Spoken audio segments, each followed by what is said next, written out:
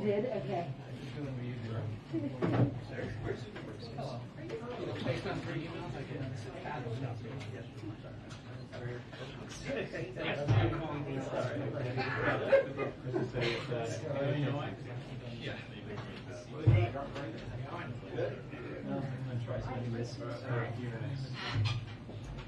how you doing, day job? Sorry. Is it in French? I'm sorry.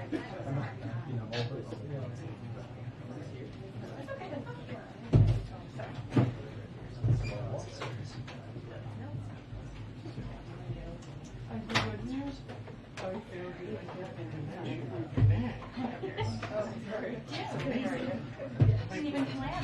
Today, my producer dress matches her umbrella. It doesn't match you going. I'm the most discombobulated. Brown and black and gray and blue going.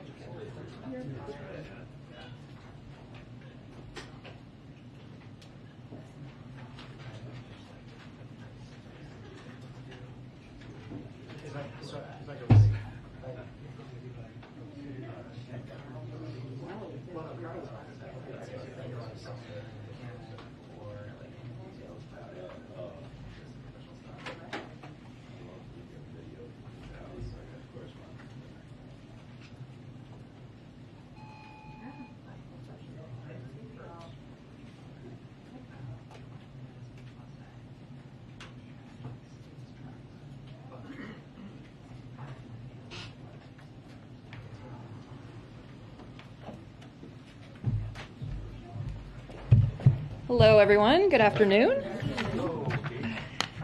So today we have a very special guest, a friend of the briefing room, returning today. You all know National Economic Council Director Brian Deese.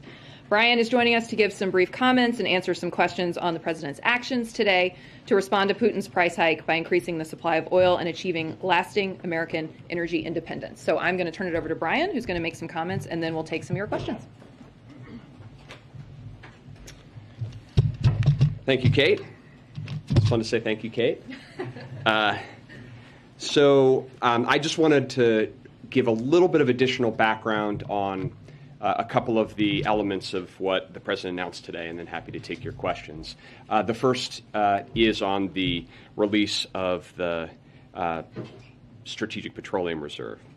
As you all just heard from the president, he today authorized the largest release from the Strategic Petroleum Reserve in American history, 1 million barrels a day for 6 months.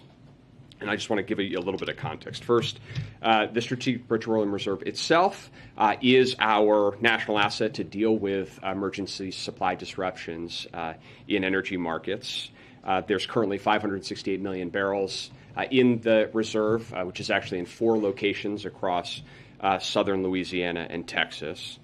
And the president authorized this reserve under his extraordinary emergency powers associated with supply disruptions, which we have seen in the market are associated with Putin's unjustified actions and the reaction from the United States and allies in the world in no longer purchasing Russian oil.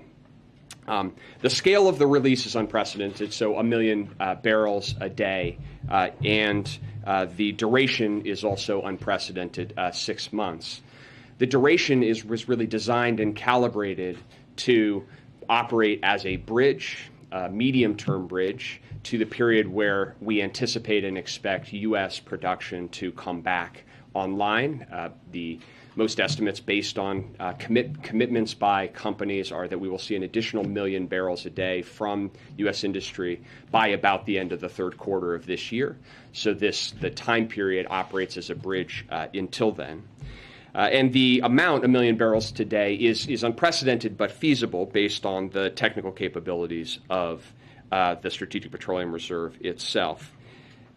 We also know there is significant demand in the market. We are operating in a supply-constrained market. That is the core challenge that is driven prices up. But we saw, for example, the last sale that the Strategic Petroleum Reserve conducted was oversubscribed by about 2.5 times. So there is demand out there in the market. The last thing that I would say is that a very important element of the president's announcement today was that the president authorized the sale, but also the commitment to repurchase oil. And that will happen in coming years at a lower price. And that's important for two reasons. One is it provides that bridge to during this period of extraordinary supply constraint.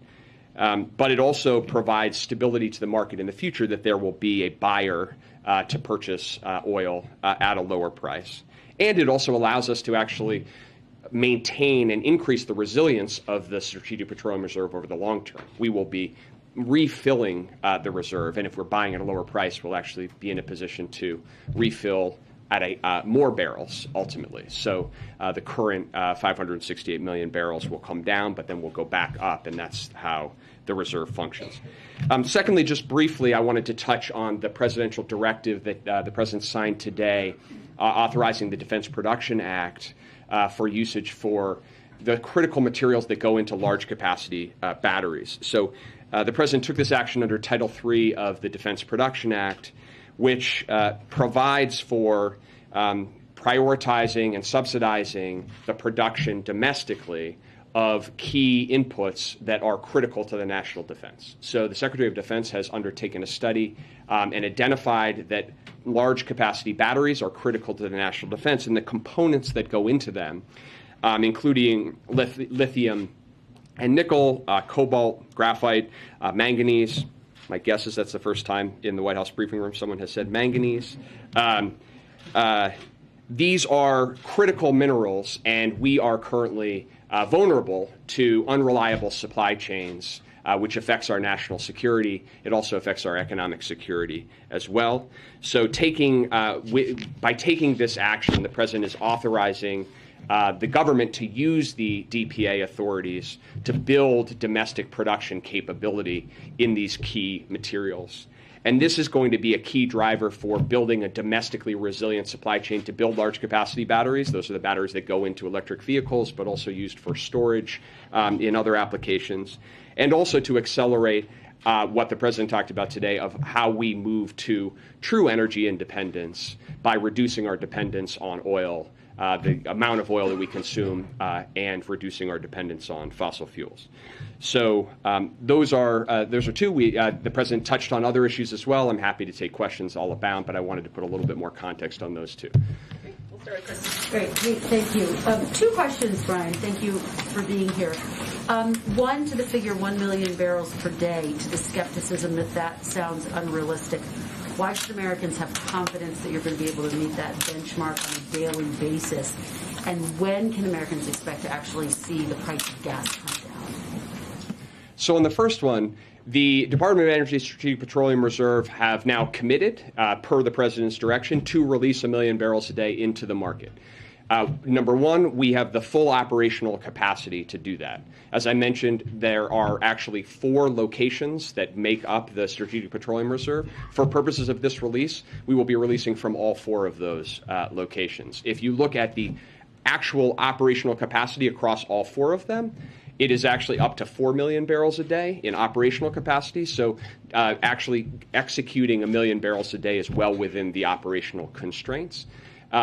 And a big part of that is because a lot of that moves by pipeline, and so to established offtake points.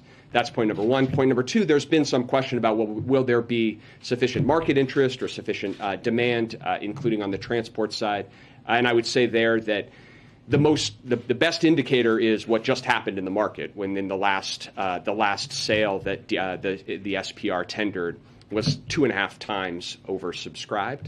So certainly there is significant demand in the market, and that you would expect because supply is constrained and prices are high. So we fully expect that the Strategic Petroleum Reserve will execute against this per the president's direction.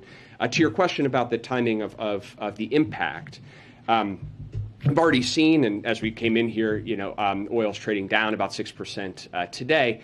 But the way that we think about this is in terms of supply and the market constraint. And so the supply in the global market, obviously the price of oil set at the margin, the global market, the global supply is down because of Russian oil. The 1 million barrels a day plus what our allies and partners are intending to deliver, and there is a meeting tomorrow morning of the International Energy Agency in Paris, an emergency meeting, and I won't get ahead of the specific commitments in that context, but as the President said, we're confident that our allies and partners will provide tens of millions of barrels additional into the market. So we're looking at well in excess of 1 million barrels a day of additional supply onto the market for, importantly, for several months. That is the most ambitious, aggressive, historic effort to try to replace supply in the short term. So certainly there is uncertainty about pricing, and lots of different factors affect price across time. But we are confident that this is about the largest effort that countries with oil reserves have ever taken to supply the market in this way. Could prices come down in a matter of days or weeks? I know it's difficult to pinpoint, but just for Americans who budget based on how much they have to spend on gasoline, what should they be bracing for? Well, as the President spoke to today, that is uncertain, and so in being very clear, the market price is impossible to predict with certainty. One thing that I will say for sure is that as the price of oil comes down, it's incredibly important that that flows through to the consumer in terms of the price of gas as quickly as feasible. We've seen that be a problem in the past, and is definitely an issue that we are focused on. Justin? Hey, Brian. I had two. One is to follow on, I think, what you just said, which is you've identified there's been a problem between crude oil prices and what folks are paying at the pump, and laid some of the blame for that at oil companies in the past. The President today, in his remarks, spoke to some extent about how there were good actors and bad actors in terms of folks who are ramping up production right now versus folks who are sort of banking profit. So I wanted to give you an opportunity for Americans who want to do the patriotic thing. Where should they be going to buy their gas right now? Are there good companies that have worked with the administration and folks that you're frustrated with right now? And then my other question was on your former friends kind of in the green community that have expressed, I think, some level of frustration with the announcement today, feeling like it's doubling down on fossil fuels. Obviously, I know you've kind of made this argument that long-term you're trying to pivot towards green energy, especially with the second part of the announcement today. But what do you say to climate activists who are sort of frustrated right now? Great. So on the first part of the question, I would say our goal is to provide relief to all Americans in all geographies across the country, and that means doing everything we can to bring down the price of gas at the pump everywhere. And so that's our focus. And the issue of the prices of gas going up very quickly and tracking oil prices and coming down much more slowly is not new. It's old enough that economists have a particular term associated with it called rockets and feathers. But just because we can identify it doesn't mean that it reflects an efficient market or a competitive market. So that has been our focus. On your second question, I want to be really clear, and I think the president said this better today, but I would just underscore it. The circumstances in global oil markets today and global energy markets today provide the clearest possible signal why the United States needs to do everything it can to accelerate toward energy security and true energy independence. And the only way that we can ultimately do that is to reduce and eliminate our dependence on fossil fuels. That's what the president was clear about today, and that, in fact, in the very near term, making sure that we have adequate supply is critically important for American families who are suffering. But the opportunity to actually work in partnership with our European allies, for example, to help them reduce their own dependence by reducing demand for fossil energy, by moving forward on the plan that the president underscored today, we have a historic opportunity to do that, and we are wasting no time, and we are taking no this is not causing us to do anything but move even more quickly in the steps that we can take. I think the message that we have is that not only can we do these things together, but we have to do these things together. Alex? Thank you. I just wanted to follow up about the allies and partners who would be participating. Can you give any additional detail? Will China be participating in the oil release? So I don't want to get ahead of any specific commitments, but I'll say a couple of things. The first is that, as with every action that we have taken in relation to the war in Ukraine, the President and our entire team have been consulting and working incredibly closely with allies and partners on this. This was a significant topic in the President's call with the Quint on Monday at the leader level. Our teams have been working around the clock together before going into that and in the period since. The IEA is the body of countries that have significant stocks and reserves, and the formal process that they go into, and the United States is a member of the IEA, is to bring forward a proposal for a collective release. And the decision is whether there is a collective release, and then how much each country will contribute into that. So that's the process that will happen starting tomorrow morning. I don't want to get ahead of it. The only thing that I would say, and I think this is probably implicit in what we have done here, is the United States and the President made an explicit decision that the United States would lead here and lead with a historic use of our reserves. We have those reserves. We have the capability to do that. And so that was an explicit decision. At the same time, looking to partner with allies. And I think we'll see that reflected over the course of the next couple of days. IEA members are the only ones participating in the release. Is that accurate? Well, what I can tell you is that the IEA, the meeting tomorrow will be of IEA members, and that will be, the question will be about a collective release in that context.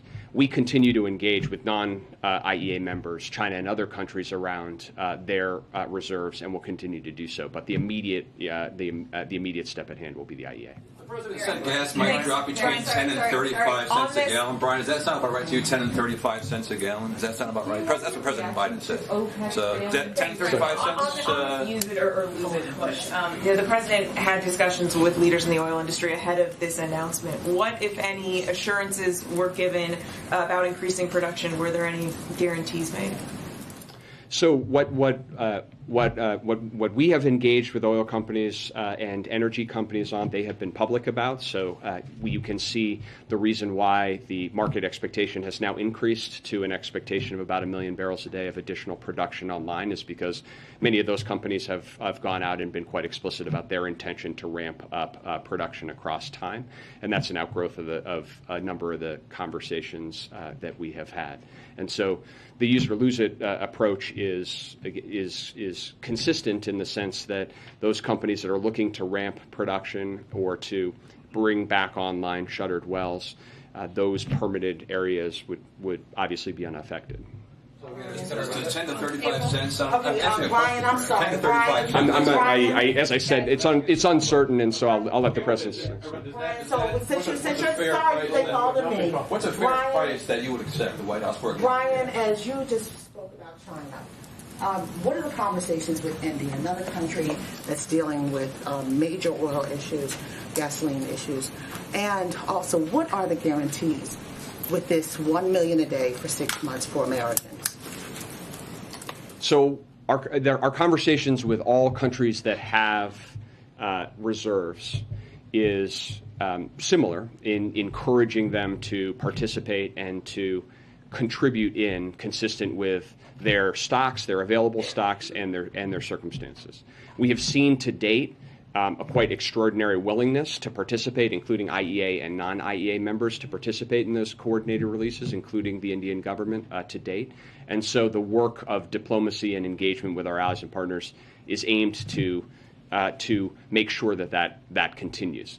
More about the United States, China, and India when you are looking at these top three consumers of oil? So when we're talking about collective releases, the issue is actually who are the countries that actually have the largest reserves. not the largest consumers, but the largest reserves. So those are the IEA. Play into this as well, though. Certainly, but in terms of releasing supply onto the market, that's a function of the reserves. What are the guarantees for the American consumer in these 6 months, in the midst of COVID, in the midst of this war, in the midst of Russia doing whatever it's doing? Well, and I think this goes to the question, the gentleman's question as well. What the president has said is in terms of guarantee, is he's going to do everything that he can. He's going to stay at this, even in a very uncertain period, to do everything within his power to try to provide relief to families. And we can now commit that we will deliver 1 million barrels a day into the market, consistent with the president's directive across time. I think Brian has time for one more. Thanks, Brian. In talking about countries that may or may not get involved, curious if there's been any more conversation with Venezuela, Iran, Saudi Arabia about boosting production or about working out how we can potentially see more of their oil get back on the market. And then on the use it or lose it proposal he talked about, the idea that companies would be fined if they don't use their leases. Is there existing legislation he's referring to, or how would that work? Sure. And how is that, if not legal, how is that in keeping with sort of the capitalistic, he says he's a capitalist. Of course. Who is the government to be telling businesses what to do with something they've leased, I guess? Sure. So on your first, there are conversations, engagements ongoing, but I don't have any new update on that front. On the second, we start from the premise that all of these are leases on public land. So it's federal land, and so it's your assets as citizens and as taxpayers. And so the way the process works is that companies lease tracts of land. They then, in areas where they are more interested in potentially discovering, they then seek a permit within their leased areas. And so the way that this policy would operate would be to say, going forward, in those areas where you are holding leased land, but you are not exploring, then you would pay incrementally on that. I would say two things. One is, when companies lease with the federal government, again, this is companies operating with the federal government on public land, the lease is to explore and to pursue production. Those are the stated lease terms. So it's appropriate for the federal and number two, companies can always rescind their leases or transfer their leases as well. So they can provide their leases back to the federal government if they no longer have any use for them, or they could transfer them as well. So this is really about a very practical issue, which is everybody, Republicans, Democrats, everyone is saying we need to figure out how to increase more supply. And so in those areas where we already know the leases have occurred, the permits have occurred, there's nothing more that needs to happen, we should be encouraging companies to operate. And if they don't intend to or they don't want to, then they could hand those leases back to the government. Are you still concerned that gas prices could hit record highs this spring and this summer? So I'm not going to predict where the market will go. You'll find me not predicting on any particular forward data point. What I will say is that because of the president's actions today, because of a historic effort to put 1 million barrels a day of supply into the market, and because of the effort to work with allies and partners and galvanize a global response on this front, the market will be significantly more well supplied, and prices will be lower than if we didn't take this historic action. And that's what our focus is: actions that we can take to make sure that that prices come down as much as we can. Brian, one on food security real quick. Do you have any updates on the president's efforts to prevent real food shortages sparked by the war? So it's a issue of a top focus, and we will have more to say on that issue in the coming days, but I don't have a specific announcement for you today. Only incrementally raising production? I think it's the same answer as the question earlier. We're continuing to have those conversations, but I don't have anything new for you today. Americans are getting clobbered right now at the pump. You have a president who's doing everything that he possibly can to try to address that situation, including, I would say, the president announced today, and I would encourage you all to really cover it and look into it. $3.2 million through the weatherization program that goes directly to low-income families. Low-income family could get a $6,500 grant to make their home more energy efficient, bring down their energy costs by hundreds of dollars a year, and improve the health of their home. That's something the President did this week, putting that money out in addition to the other issues that we discussed today. Thanks. Thanks, Brian. Thank you all very much. So if you will just indulge me for a minute, I have a few announcements I'd like to make at the top here, so just bear with me. Today we're marking the Transgender Day of Visibility by celebrating transgender Americans who are thriving and making their communities stronger. Unfortunately, transgender Americans, particularly children, continue to face unacceptably high levels of bullying and discrimination. As you know, the President signed one of the most comprehensive executive orders on LGBTQI+ rights in history shortly after taking office, and this administration has repeatedly and forcefully called out state legislatures that are advancing legislation that discriminates against trans children and their families. Today, the State Department and Department of Homeland Security announced new steps that will improve the travel experience for transgender Americans. And the Department of Health and Human Services has released new resources for transgender kids and their families to help protect their mental health and ensure they receive the care they need to thrive. Finally, the President is reiterating his call for the Senate to pass the Equality Act to provide long overdue civil rights protections to transgender and LGBTQI+ Americans. As the President told transgender Americans in his State of the Union address, this administration will always have your back so you can be yourself and reach your God-given potential. Today, we're also celebrating the life and legacy of Cesar Estrada Chavez, a champion for social justice, an advocate for farm workers and working people who build and sustain our nation. A leader who has inspired generations of people to fight, organize, and expand opportunities for workers.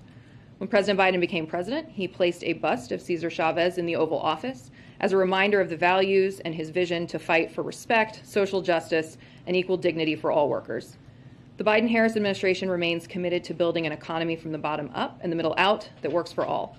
We fought hard to pass the American Rescue Plan that helped Latino workers, families, and small businesses to ensure that they had the support they needed through the pandemic. And we created a historic task force on worker organizing and empowerment to help workers to organize to provide an earned pathway to citizenship. Today, we join people across the country celebrating and honoring Cesar Chavez's legacy while we continue to advance the rights and dignity of working people. Today, new CDC data further underscored the mental health impact of the pandemic, including the fact that nearly half of high schoolers reported that they felt persistently sad or hopeless during the past year. As a mother of young kids, I know this is a huge concern for so many parents. The President has been acutely aware of the mental health impact of the pandemic on young people, which is why he made it a day one priority to get schools reopened safely and secure much-needed resources through the American Rescue Plan to address youth mental health, a bill which every single Republican, I would note, voted against. We've invested $5.5 billion in programs that support mental health and well-being, including tens of millions for programs that specifically address youth mental health. For instance, schools across the country are using American Rescue Plan funds to hire school counselors and social workers to address this crisis. According to this new CDC data, the very kind of connection that helps protect youth mental health. President Biden remains deeply focused on this very real crisis and providing the resources to address it. As part of the unity agenda that he laid out during the State of the Union address and his budget, the President put forward a historic increase in funding to strengthen and expand youth mental health services. And we're going to continue to build on this progress and do everything we can to support the mental health and well-being of our young people. And then lastly, but certainly not least, today we announced additional sanctions on Russian technology companies that enable Putin's war of choice. We will prevent them from procuring Western technology and evading our severe sanctions. We're also expanding our sanctions authority to target additional sectors of the Russian economy important to Putin, including aerospace, maritime, and the electronic sectors. In the coming days, the Commerce Department will also take further action to degrade Russia's defense, aerospace, and maritime sectors by adding 120 entities in Russia and Belarus to the entity list, bringing the number of Russian and Belarusian parties added to the list to over 200 since the invasion began. Being added to this list means that these entities can no longer get U.S. cutting-edge technology without a license, which will, in most, if not all of these cases, be denied. Compared to the same time period last year, U.S. exports to Russia of items subject to our new export controls have decreased by 99% by value. The power of these restrictions will compound over time as Russia draws down any remaining stockpiles, for example, spare parts for certain planes and tanks. We will continue to impose unprecedented costs, strengthen Ukraine's hand, and make Putin's war of choice a strategic failure. So thanks for hanging with me. I told you I had a lot, and I'm happy to take questions. Darlene? Thanks, Kate. A couple on Russia. Can you elaborate first on the president's comment a while ago that there's some indication that Putin has either fired some of his top officials or put some of them under house arrest? What evidence or information does the White House have? Well, the president's words on that speak for themselves. I don't have a lot to add by the way of detail. What I would point to is certainly information that we made public yesterday about Putin and his military. I think writ large, we have seen that this invasion has been a strategic failure for Putin and for Russia. They are working to redefine the initial aims of their invasion. And we've seen time and again that the sanctions that have been applied are exacting extreme costs on their economy. So I don't have anything to add to what the president said, except to say we have seen incontrovertible evidence that this has been a strategic disaster for Russia. And the second question is, the United States and the UK have been working together to release intelligence information since before Russia invaded Ukraine. I was wondering if you could talk a little bit about the value of that relationship and how the White House thinks it's affected Putin's conduct in the war, releasing that kind of information. Well, I can't speak to how it has impacted Putin's conduct. That's, again, as I said yesterday, I'm not a spokesperson for the Kremlin. What I can say, though, is that we've made every effort to be transparent, even from the time before Putin invaded. We worked to make sure that we were providing information that gave a sense of what we knew Russia was going to do. I think to call them out in that way and to be clear that we knew what their intentions were had the impact of putting them on their back foot. I can't speak to how that's impacted their calculus. That's for them to say. But I think we've seen writ large that the invasion has been a strategic error, is leaving Russia weaker. Putin himself has said that the sanctions have imposed unprecedented costs on the Russian economy. And our role in this, is to continue to strengthen Ukraine on the battlefield, as we've been doing with an unprecedented amount of security assistance, and to continue to strengthen their hand at the negotiating table. And just one more quickly, but going back to the information that you mentioned you all released yesterday, is that some sort of an attempt to sow division among the Russian leadership? And if so, does the White House think that is working? It is simply an effort to continue to paint the picture of what a strategic blunder this decision has been for Vladimir Putin. Mary? On that, it seems you're releasing even more information today. A U.S. official says you have information that indicates that some Russian government senior officials likely disagreed with Putin's decision to invade Ukraine, that their disillusionment is probably amplified by Russia's military underperformance. Is it your understanding that Putin is losing the support of some of his top officials? And why release this as well? Well, again, I don't have anything further to add to the specifics there. I can only speak to what this underscores, which is the larger sense that this has been a failure for Russia. I think we've seen reporting that morale amongst the Russian military is low, and I think that would not come as a surprise to anyone who's seen what the Russian military is enduring here. You have conscripts, you have people who've been brought in to fight this incredibly grueling battle. So I don't think it's a surprise to anybody that morale is low. But beyond that, I don't have anything specific that I can add.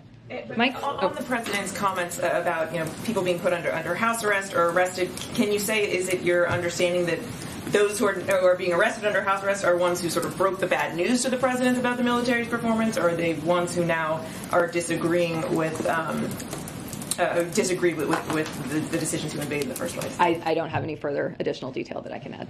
Mike? You keep saying, though, that this is to try and paint a picture of Putin's strategic blunder or strategic error, but it certainly seems like you're needling and trolling Vladimir Putin here. Those are your words, not ours. We have been very clear that we are everything that we are doing here is designed to advance our ultimate strategic aim, which is strengthening, as I say, strengthening Ukraine on the battlefield, strengthening their hand at the negotiating table, giving them what they need to push back on Russian aggression. And I think it is self-evident based on what we've seen since Putin invaded on February 24th, as we've seen their economy collapse, we've seen the ruble collapse. the impact of his choice has been significant. And we're going to continue to advance our strategy of doing everything we can to ensure that Ukraine has what they need to continue to push back on Russian aggression. Mike? So this may be a little late breaking, I don't know, but there have been reports in the last hour or so about concerns at Chernobyl with Russians leaving the nuclear plant because of some kind of exposure. Do you have any? Does the U.S. government have any information about what might be going on there and whether? Sort of how broad the danger is there? I have not seen that since we came into this room, but I'm happy to go look into it and we can come back to you with answers. Yeah. Hey, on COVID, I wonder if you can comment on reports that there's an agreement in principle for $10 billion in additional COVID aid. I think Senator Romney talked about it earlier today. So as we talked about yesterday, we are obviously very hopeful that Congress is making progress as we need to get this urgent funding that we need to fight COVID-19. The president has been very clear. There is a strong sense of urgency here. You heard him say yesterday that Congress's failure to act is already having severe consequences, including on our supply of monoclonal antibodies and treatments for the immunocompromised. So these are, as you note, ongoing active negotiations on this. And so we're certainly not going to negotiate from the podium. But I will say that the president has been very clear that there's an urgent need for this funding, and we're very hopeful that Congress is going to come to a solution on this. One follow on that. Sure. I think the plan calls for slashing some of the foreign aid. Biden has said repeatedly that we can't just, take care of ourselves, that we have to, the pandemic isn't going to stop. There's no wall we can build. Would he sign a bill or would he veto a bill that doesn't include significant foreign aid? Well, what I would say to this is we have been very clear, and the president has been very clear, both publicly and in private, about the acute need for funding of our global response for weeks, if not months. And in the past day, our position has been very clear about the importance here. Right now, countries, in fact, are declining our doses because they don't have the infrastructure in place to take our life-saving vaccines. Funding will obviously help solve this issue. And I actually want to read to you a letter to the president signed by 14 U.S. senators, half of whom are Republicans. Quote, "We urge you in the strongest possible terms to do more to lead global efforts to end this pandemic and increase global vaccine access." So we hope that these senators will follow their own advice and provide resources for the global response, because now is the time to act. And we're not going to be able to put this pandemic behind us until we stop the spread and proliferation of new variants globally. So the president has been very clear. He believes this funding is important. But again, we're going to let Congress work through, and we're very hopeful that they are going to come to a solution. Okay, thanks, Kate. I want to ask you again about the president's comments today when he was asked about the information that Putin is being left in the dark by his advisors. He seemed much less confident in the intelligence than you were from the podium and other top officials here. When he was asked about it today, he said it's an open question. There's a lot of speculation. He seems to be self-isolating. He said, but we don't have hard evidence. You said from the podium, we have information that Putin felt misled by the Russian military. Why the disconnect? I don't see a disconnect there. We were clear yesterday that we shared a piece of information that helps paint a picture about how this has been a strategic failure for Russia. The president said there's a lot of speculation. He didn't say we have hard evidence or confidence. And there is plenty of discussion. And that's part of what we did yesterday, was put additional information into the public sphere, into the conversation. I don't think there's a disconnect between those two things. The president was making statement about where things currently stand, where he understands things to currently stand. I don't think that's in any way at odds with what we said yesterday. So is the administration confident that Putin is being left in the dark by his top advisors? You stand by everything you said from the president. We put forward information yesterday, and I think you can draw the appropriate conclusion from that. We would not put it forward if we didn't have confidence in it. One more on Hunter Biden, who has been in the headlines again recently. During the last presidential debate, then Vice President Biden was asked if there was anything inappropriate or unethical about his son's relationships, business dealings in China and or Ukraine. The president said nothing was unethical. He went on to say, my son has not made money in terms of this thing about what you're talking about China. Does the White House stand by that comment that the then Vice President made? We absolutely stand by the president's comment, and I would point you to the reporting on this, which referenced statements that we made at the time that we gave to the Washington Post, who worked on this story. But as you know, I don't speak for Hunter Biden, so there's not more I can say on that. Jack. Thank you, Kate. On releasing barrels from the strategic reserve, this move does not resolve the structural deficit that we have. In the last 2 times the administration released barrels of oil, it didn't have a measurable impact on gas prices. So what makes this administration believe that this move is going to have an impact this time? This is, as you heard Brian say, this is a historic and unprecedented release in terms of size.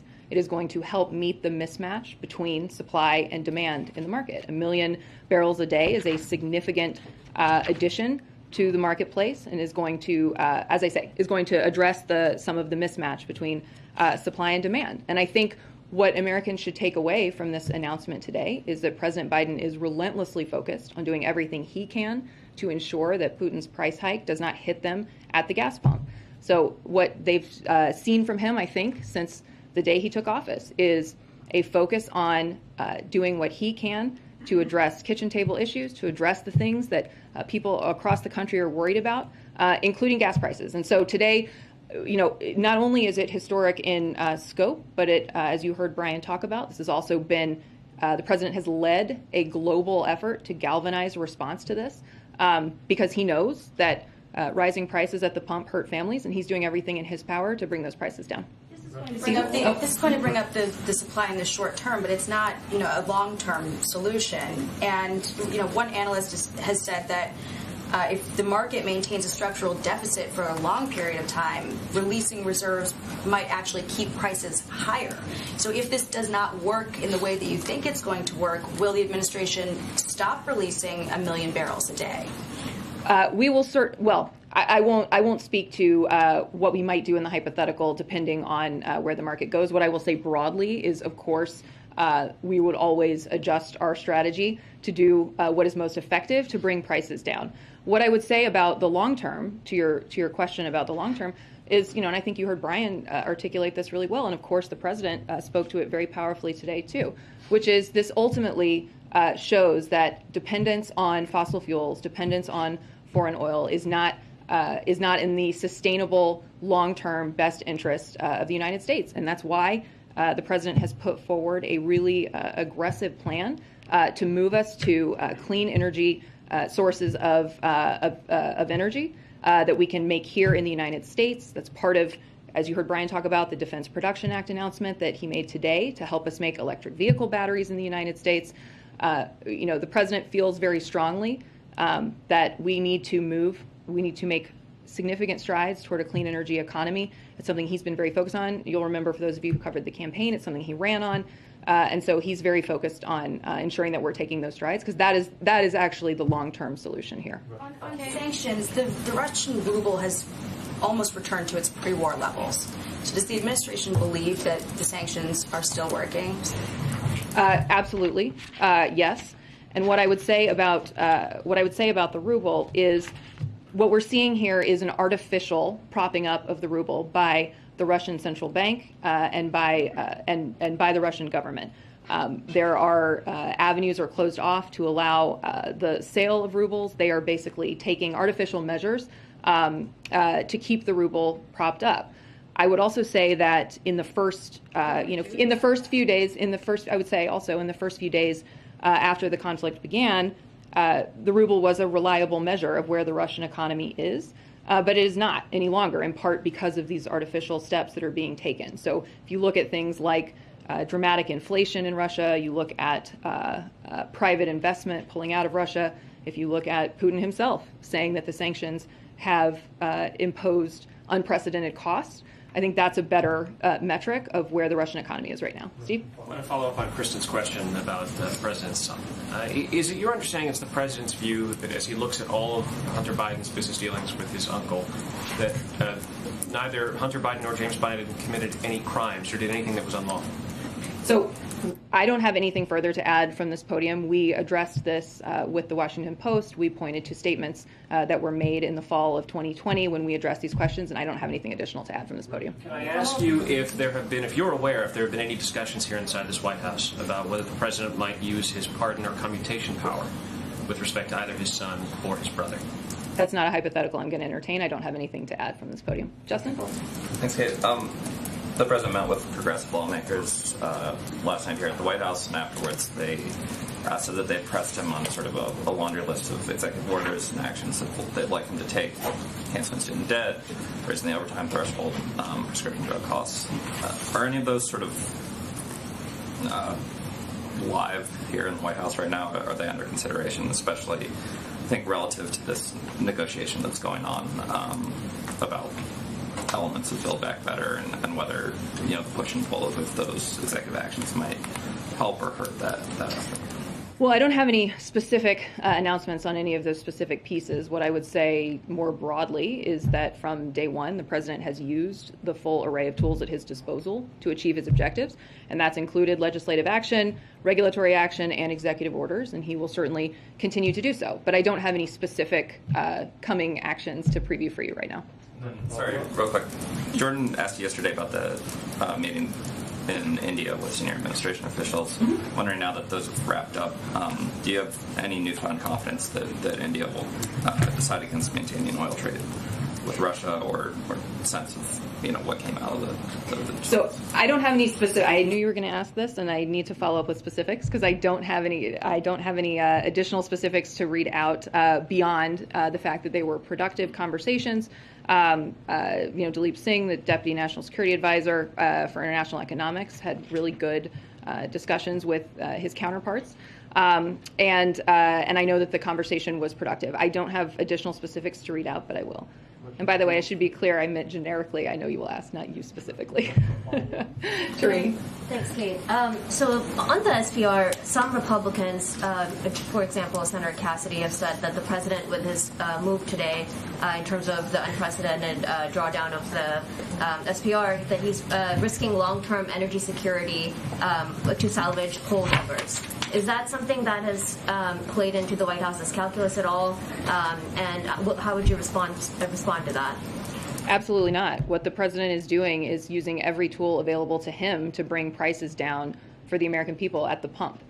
He's been clear that his focus is working to relieve the pain and the burden that working families, middle-class families, are feeling as a result of price hikes. So every policy decision that he makes is driven by a desire to do everything he can to ease that burden on working families. Just two quick ones, following up on Kristen's line of inquiry as well. I know Hunter Biden is not a government employee. You don't speak for him. Has the president read these reports? Do you guys take them to him when the inquiries come in? And what has been his reaction to them? I don't have anything additional to add on this from the podium, but thank you. Caitlin? And on Title 42, you're preparing to end this policy at some point soon here. There has been some concern expressed by Democrats as well as Republicans, but Democrats notably, about how the administration is preparing to wind that down and prepare for a surge. I believe some administration officials say they're anticipating a record surge. What is the administration doing to not only alleviate those concerns from moderate Democrats, some of whom may face voter ire for that, but then more broadly, how is the administration preparing for that surge, if you can sort of generally summarize it? Well, so thank you for the question. First, I would note, as I said yesterday, and we have said many, many times, obviously this is a decision that the CDC will make. That said, of course, we are preparing for contingencies.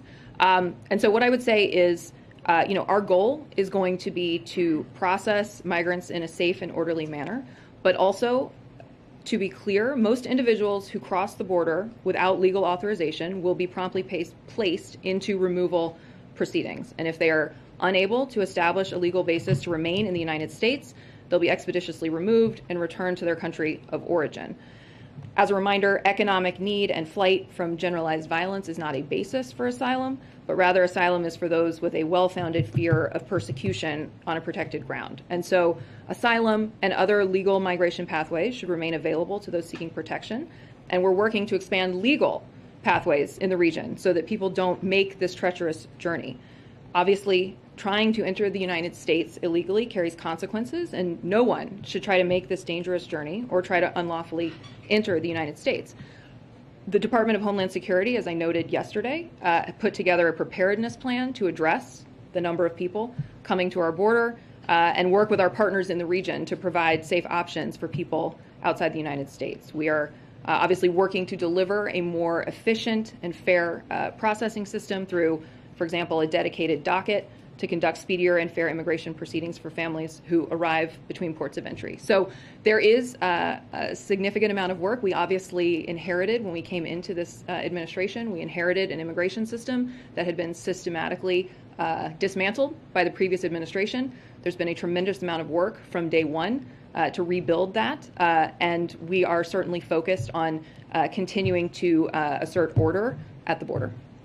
Thanks, Kate. One point of clarification. When the president says he believes Putin is firing or putting senior advisors on house arrest, he's talking about military advisors, right? No, I have nothing additional I can add beyond the president's comments on this. You can't say that he's referencing the Russian foreign minister. I think his words speak for themselves. Thank you. Alex? No, sorry, I've got one more. Sure. President Biden has not spoken to President Putin in quite some time. Are there any plans being made for the two of them to speak? Not currently. We've been very clear that any re-engagement of diplomacy at that level would require significant demonstration from the Russians of serious de-escalation, and we have not seen that.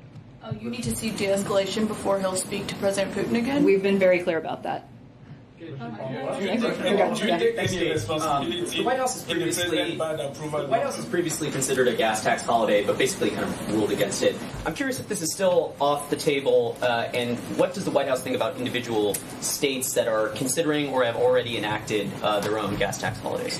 So it is not off the table. In fact, the president is looking at every option to provide relief to consumers around gas prices. Obviously, a lot of these conversations are happening in Congress, but again, the president is not taking anything off the table at this stage. So. Alex? Countries have rejected Putin's demand to pay for gas in rubles. Does the U.S. stand with them in rejecting that as well? We do, and the German chancellor, I think, has been very clear that the contracts exist as they exist, and there's going to be no change there. My question is a question of a colleague who cannot be here. My question is, again, on allies and partners and the oil reserves. The president referred to 30 to 50 million barrels. Brian didn't want to name any countries, but where did he get this number? And Canada being the main exporter of oil to the U.S., has the country been solicited? Well, I can't speak to specific bilateral engagements, but I would note that obviously the president discussed this, the G7, when he was in Europe last week. This is a continuing, ongoing conversation with our allies and partners. It is a key priority, maintaining stability in our energy markets. So, those conversations are ongoing, and we obviously consult very closely with our allies and partners. From the colleague who cannot be here. It's about the Prime Minister of Pakistan accused the U.S. of working with the opposition to remove him from power. You just said that today. What's the White House reaction to this? There is absolutely no truth to that allegation. Thanks, Kate. To go back to the COVID deal, I know you say you're not going to negotiate from the podium, and the president has obviously warned about the severe consequences if there is no funding. But if there is a $10 billion deal, which some of the top negotiators say they're getting close to, what would the administration then be able to cover? That long list the president went through yesterday of everything that stops over the coming months, what is saved over the coming months, and what is still then at risk? Well, obviously, the specifics of this deal are continuing to be worked out, so I don't have a breakdown for you of exactly where that funding would go. This is a live negotiation, and again, obviously, we're not going to negotiate from here, except to say broadly that this is an incredibly urgent need, and we really hope that the Congress is coming to a solution on this. Is there a top priority that you say that is the must thing we have to fund over the next couple of months? I'm not going to lay that out as the negotiation is happening. Obviously, this is being worked through on Capitol Hill, and we're hopeful that they are going to come to a solution soon. Kate, I wanted to ask about the use it or lose it policy that the president announced today. It requires congressional approval. And I know Brian was briefly asked about this, but I just wanted to clarify. I mean, has the White House prepared legislation on this? Does it have support lined up in Congress? And what is the timeline you're hoping to pass this measure? And is it really even realistic in an evenly divided Senate right now with midterms coming up in the fall? Well, the proposal would actually build on the version that's in the House bill. So there's a version of this that is already, there's a version of this that's already been put forward. Obviously, the president looks forward to working with Congress on it. He believes it's a critically important piece of helping to move our energy dependence from overseas back home and to move us toward a clean energy economy. So we intend to work very closely with Congress. This will be a priority for the president. But in terms of a specific timeline, I don't have anything further on that. With that House bill, or you say you're building on that? What does that look like?